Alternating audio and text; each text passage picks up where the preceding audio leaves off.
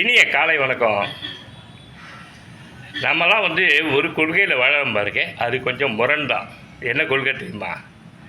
எல்லாம் மேலே இருக்கிறவன் பார்த்துப்பான்ப்பா, மரத்தை வச்சவன் தண்ணி ஊற்றுவான்ப்பா, கடவுள் பார்த்துப்பான்ப்பா அப்படின்லாம் இருக்கோம் பாருங்க, அது தவறு.